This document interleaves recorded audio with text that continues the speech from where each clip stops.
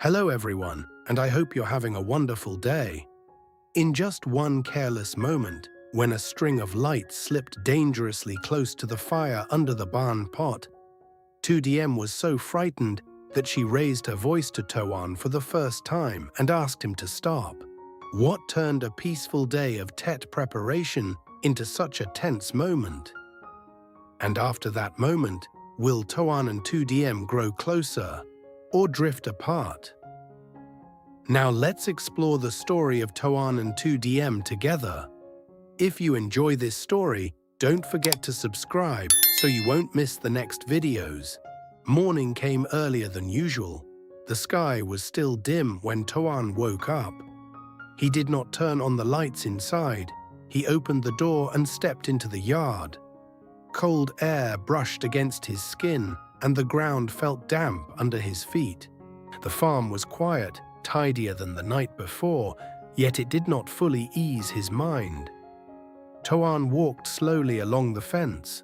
The light strings from the night before still hung there, stretched across the yard and tied to wooden posts. He did not glance over them. He stopped at each connector, each clip holding the wire in place. When he reached the old wooden post at the corner of the yard, he paused. He touched one section of the wire. It felt warmer than the others. Not hot, no strange smell, but enough to make him frown. He stood still for a few seconds, weighing his thoughts. Toan bent down and checked the connector again. He tightened it slightly and gave the wire a gentle pull. It held. The bulbs did not flicker. He straightened up and looked across the yard. Two thoughts ran side by side in his mind, one telling him to take it down and redo it properly, the other reminding him that there was still so much to do today. Inside the house, Tu Diem was already awake. She put on another layer and went into the kitchen. The first thing she did was rinse the glutinous rice. The cold water numbed her fingers slightly, a familiar feeling in the days before TET.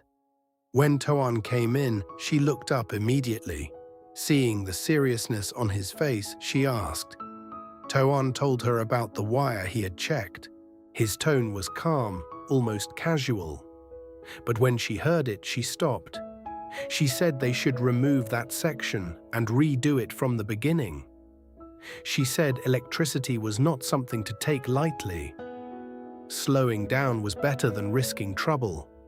Her voice was firm, not sharp. Toan did not argue.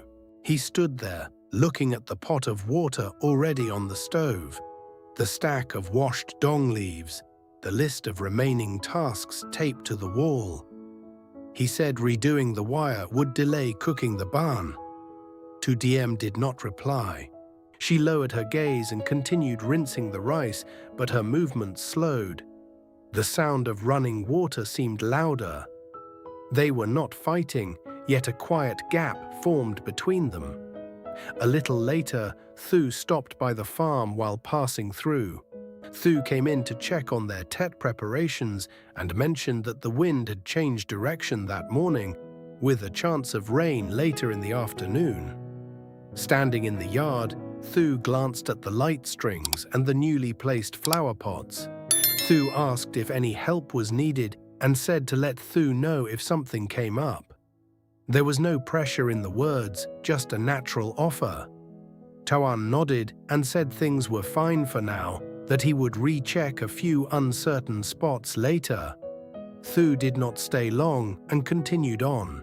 From the kitchen, Tu Diem heard everything. She did not step outside. She let out a quiet breath. The unease remained, quiet but persistent. Near noon, the wind grew stronger. Not violent, but enough to rustle the leaves along the fence. Toan carried a large flower pot closer to the path. The pot was heavy, the soil still wet. As he set it down, a gust tilted it slightly. At the same moment, the light string near the wooden post slipped from its clip and hung lower. Toan reacted quickly. He steadied the pot with one hand and reached for the wire with the other. Tu Diem rushed out of the kitchen. She saw the wire hanging close to where the fire for the barn pot would soon be lit. She called for Toan to step back. Her voice rose higher than usual. Toan did not move right away. He was focused on keeping the pot from falling. That was when Thu's mother arrived from afar. She had not felt at ease and came to check on their preparations.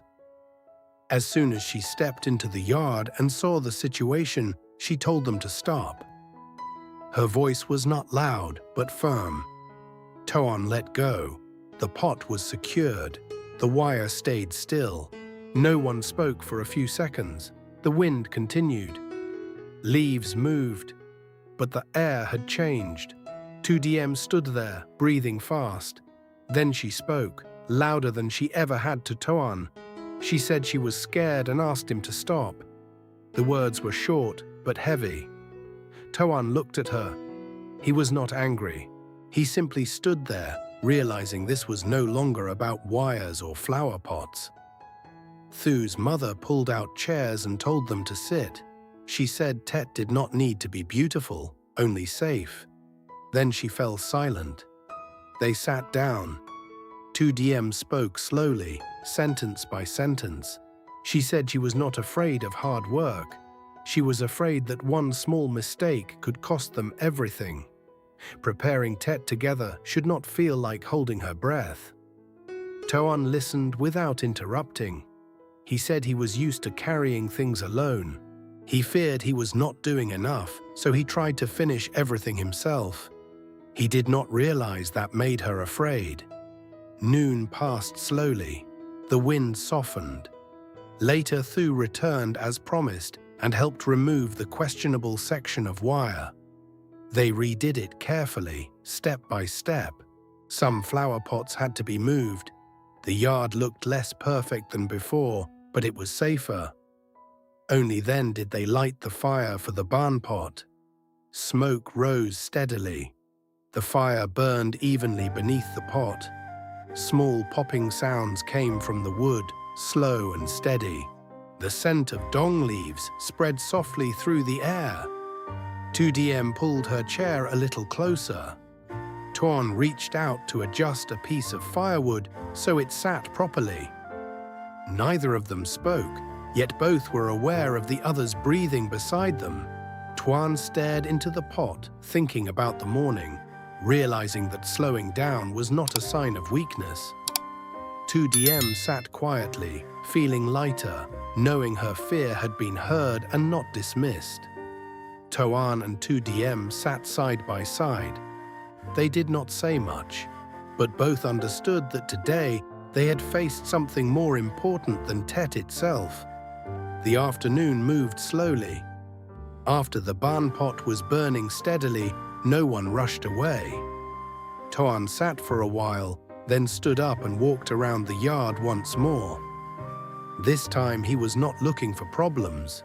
He only wanted to be sure everything was truly settled. He stopped at the section of wire they had redone. His hand touched the cable. There was no unusual warmth now. He paused for a moment and let out a quiet breath. He did not say anything, but he knew he had chosen the right approach. Tu Diem sat beside the barn pot, adding firewood when needed. She no longer watched Toan constantly as she had in the morning. She let him handle his part. The silence between them was no longer heavy. It was the kind of silence that comes after tension has passed. Thu's mother sat on a wooden chair near the edge of the yard.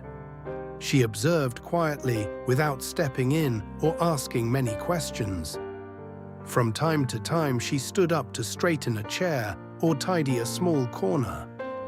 Every movement was slow, as if she did not want to disturb the calm. By mid-afternoon, the wind clearly shifted. Clouds lowered. It did not rain yet, but the air changed. Tu Diem looked up at the sky, then turned to Toan. She did not speak. Toan followed her gaze and nodded. No explanation was needed. Toan moved a few more flower pots closer to the porch. He carried them one by one, working slowly. Each time he set one down, he paused to check its balance. Tu Diem stood nearby, holding the door and clearing space. No reminders were needed. Their actions spoke for themselves. Toward the end of the afternoon, Thu returned. Thu brought some dry firewood, saying it was on the way anyway. Thu asked if the barn pot was doing fine and whether the lights were finished. Toan answered clearly. Tu Diem smiled and said everything was settled. Thu did not stay long. Before leaving, Thu looked at them for a moment and said they had done well to get this far and should not push themselves too hard.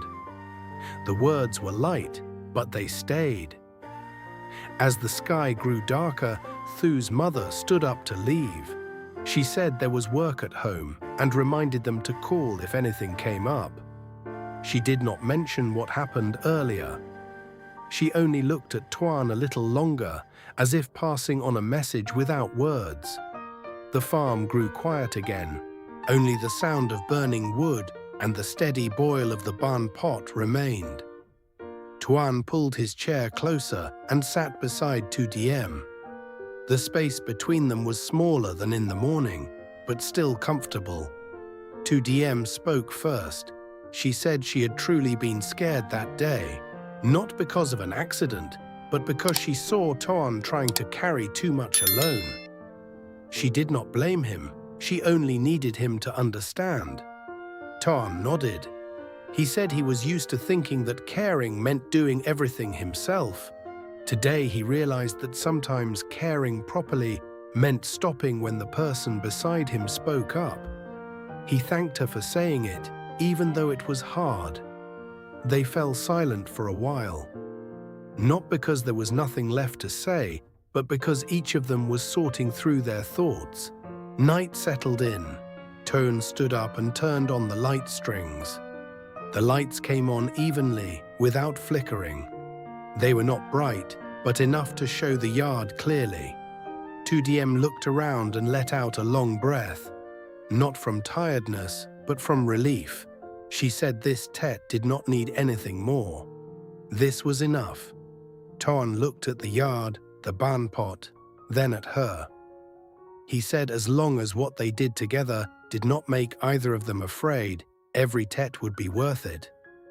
Near evening, Toan added firewood one last time. The fire burned steadily. The scent of dong leaves grew stronger. He pulled a tarp lightly into place as the wind picked up. Nothing was perfect, but everything was fine. After a while, Tu Diem stood up and made a pot of hot tea.